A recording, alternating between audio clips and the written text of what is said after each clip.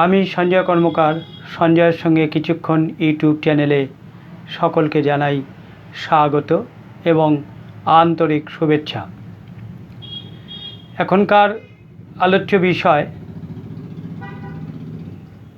দুটি কারণে বা দুটি বিষয় নিয়ে। একটি হচ্ছে সম্প্রতি উপনির্বাচন যে হলো, তাতে সুরত জনতা পার্টি বিহারের প্রশান্ত কিশোরের জয়লাভ হলো এবং বর্তমানে ঝাড়খণ্ড পাবলিক সার্ভিস কমিশনের যে প্রশ্নপত্র ফাঁস হয়েছে তা নিয়ে প্রথমেই বলে রাখি যে 30শে জুলাই যে উপনির্বাচন হয়েছিল মধ্যপ্রদেশে, গুজরাটে এবং বিহারের বাঁকিপুরে সুরত জনতা পার্টির প্রধান বা চেয়ারম্যান প্রশান্ত কিশোর এই কেন্দ্রে দাঁড়িয়েছিল। ফলে বাঁকিপুর নিয়ে দেশের নজর ছিল সবার কাছেই যে এই কেন্দ্রে কী ফলাফল হয়। তার কারণ বাঁকিপুর বিজেপির দুর্গ বা গড় বললে খুব একটা ভুল বলা হয় না। 3 দশক ধরে 30 বছর ধরে সেখানে বিজেপির প্রার্থী জিতে আসছে। ফলে রাজনৈতিক বিশ্লেষকরা তারা এই কেন্দ্রের ফলাফল নিয়ে যথেষ্ট উদ্গ্রীব ছিলেন যে এই কেন্দ্রে কী ফলাফল হয়। তার কারণ এর আগে বিহারের যে নির্বাচন গেছে সেই নির্বাচনে প্রশান্ত কিশোর নিজে প্রার্থী হননি বা নিজে ভোটে লড়েননি। এইবারের নির্বাচনে প্রশান্ত কিশোর তার দলের অন্য কাউকে সেখানে প্রার্থী না করে তিনি নিজেই প্রার্থী হয়েছিলেন এবং সকলেই ভাবছিলেন যে তিনি কি জিততে পারবেন। শেষ পর্যন্ত তিনি জিতেছেন। 19,000-এরও বেশি ভোটে তিনি তার নিকটতম প্রতিদ্বন্দ্বী বিজেপির প্রার্থীকে হারিয়ে দিয়ে বাঁকিপুরে জয়লাভ করেছেন। সেই সঙ্গে মধ্যপ্রদেশের দাঁতিয়াতেও উপনির্বাচন হয়েছিল।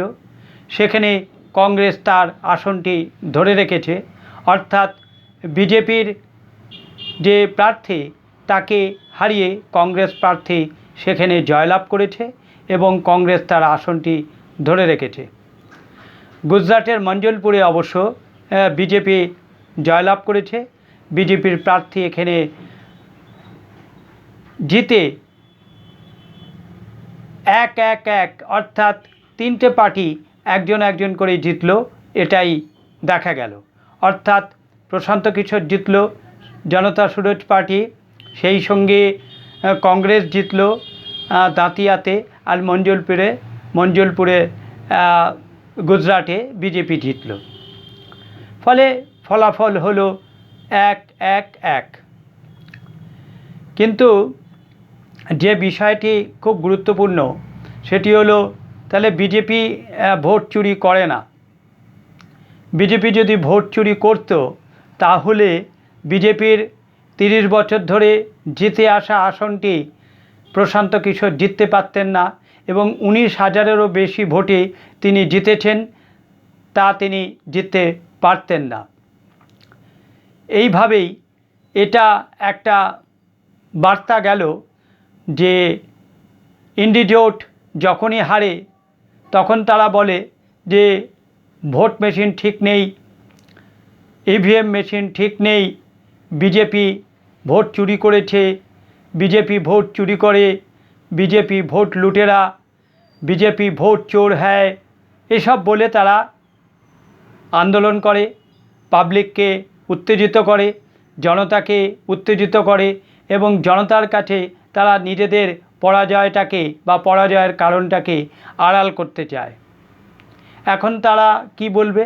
জনতা সুরজ পার্টির নেতা প্রশান্ত কিশোর তিনি কি বলবেন? তিনি কি বলবেন যে ইভিএম মেশিনটা খারাপ ছিল, নির্বাচন কমিশন ইভিএম মেশিনটা খারাপ দিয়েছিল, বা বিজেপি ভোট লুট করেনি, প্রশান্ত কিশোর ভোট লুট করেছেন, তিনি ভোট লুট করে জিতেছেন, কিংবা দাঁতিয়া মধ্যপ্রদেশের দাঁতিয়াতে কংগ্রেস ভোট লুট করে জিতে তার আসনটি ধরে রেখেছেন, এটা কি তারা এখন বলবেন, বা ইন্ডি জোটের কেউ এটা বলবেন? আশা করি নিশ্চয়ই না, নিশ্চয়ই তারা এটা বলবেন না। তবে তারা জয়লাভ করলে ঠিক আছে, কর্ণাটকে যখন যেতেন তখন ঠিক আছে, কেরালায় যখন যেতেন তখন ঠিক আছে, ঝাড়খণ্ডে যখন যেতেন তখন ঠিক আছে, তখন ইভিএম মেশিন ঠিক আছে, নির্বাচন কমিশনের কার্যকারিতা ঠিক আছে, নির্বাচন কমিশনের পদ্ধতি ঠিক আছে। কিন্তু যখন তারা হেরে যান তখন তারা নির্বাচন কমিশনকেও দোষ দিতে ছাড়েন না। এটা একটা কি বলবো, ডাবল স্ট্যান্ডার্ড।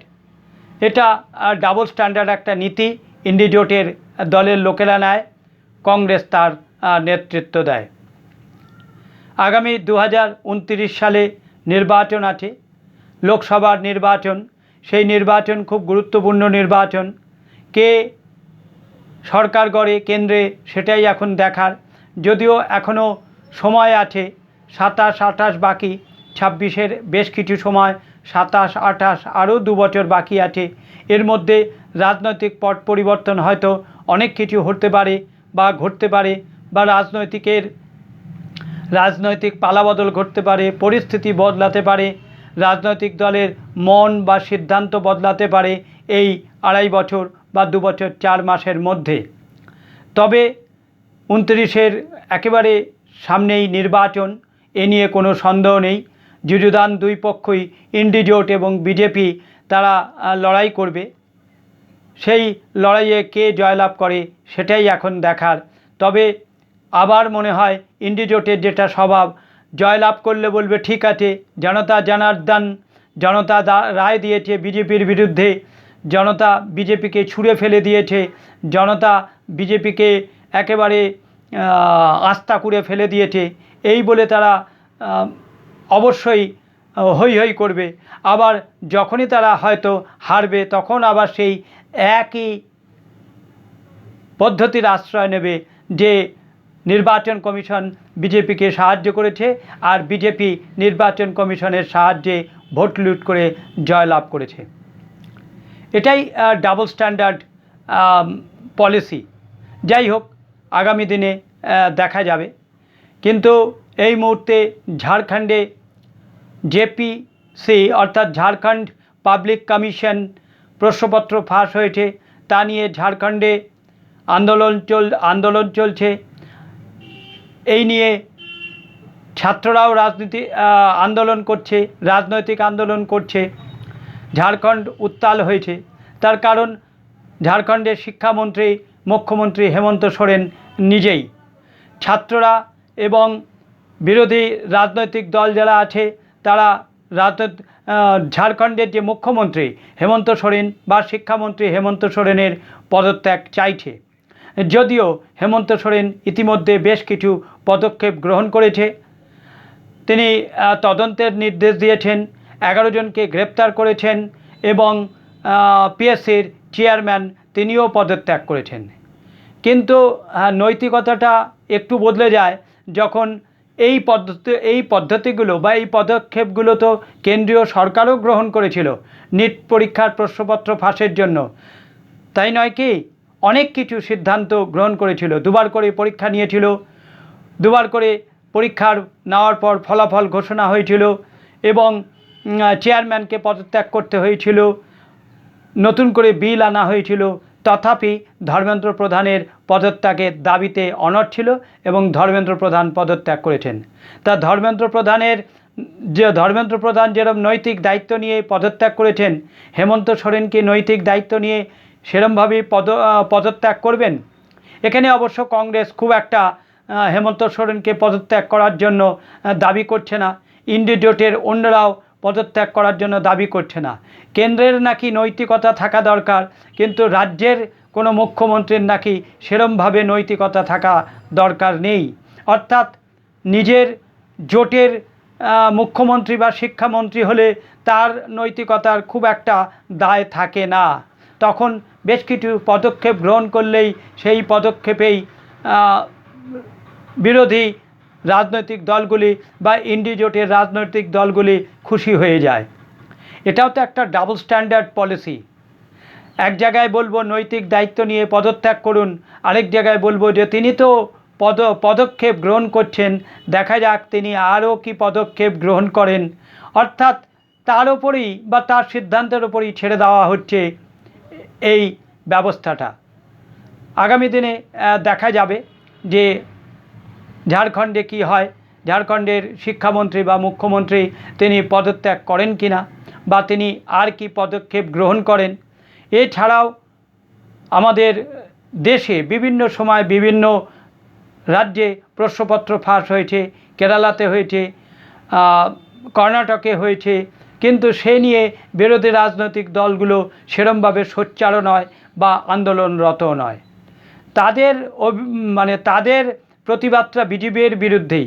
অর্থাৎ বিজেপিকে পদত্যাগ করতে হবে, বিজেপিকে নৈতিক দায়িত্ব নিতে হবে, বিজেপিকে সব কিছু করতে হবে, কিন্তু তাদের কোনো নৈতিক দায় দায়িত্ব থাকবে না বা থাকার কথাও নয়, তা নিয়ে তাদের কোনো মাথা ব্যথাও নেই। এটাই একটা ডাবল স্ট্যান্ডার্ড পলিসি। যাই হোক, এছাড়াও যারা বলছিল ভারতবর্ষকে নেপাল করে দেবে, দিল্লিতে যখন আন্দোলন চলছিল, নিট প্রশ্নপত্র ফাঁস নিয়ে আন্দোলন চলছিল, যারা বলছিল ভারতবর্ষকে নেপাল করে দেবে, ভারতবর্ষকে নেপাল করে দেবে, ভারতবর্ষ নেপাল হয়নি, ভারতবর্ষ ভারতবর্ষতেই রয়েছে। ভারতবর্ষের যে রাজনীতি, সেই রাজনীতি স্বমহিমায় প্রতিষ্ঠিত হয়েছে বা প্রতিষ্ঠিত রয়েছে। ভারতীয় রাজনীতি তার যে কর্মসূচি পদ্ধতি সেগুলো গ্রহণ করে চলেছে, কিন্তু নেপাল হয়তো খুব সম্ভবত হিন্দু রাষ্ট্রের দিকে এগিয়ে চলেছে। সেখানে আর বামেদের বা অন্য কোনো রাজনৈতিক দলের সেরম কোনো ভূমিকা নেই। তারা তার বিরুদ্ধে আর কিছু বলতেও পারছে না, বলার মতো তাদের অবস্থাও নেই। যত আন্দোলন, যত বিক্ষোভ, সংখ্যালঘু সম্প্রদায় সমর্থিত রাজনৈতিক দলের যত আন্দোলন, যত বিরোধিতা, যত হিন্দু বিরোধিতা, সব এই ভারতবর্ষে। একটি দেশ ভারতবর্ষে। পৃথিবীতে এত খ্রিস্টান দেশ আছে, পৃথিবীতে এত মুসলিম দেশ আছে, কিন্তু ভারতবর্ষে হিন্দু বিরোধিতা প্রচুর পরিমাণে। ভারতবর্ষে অনেক হিন্দু থাকা সত্ত্বেও ভারতবর্ষ হিন্দু রাষ্ট্র হবে না, এটা বিরোধীদের একটা দাবি। দেখা যাক কি হয় বা কি থাকে। আগামী দিনে সময় বলবে কি অবস্থায় থাকবে বা কি অবস্থা হবে, ভারত কিভাবে তার রাজনীতি পরিচালনা করবে। এখনকার প্রতিবেদন এই পর্যন্তই।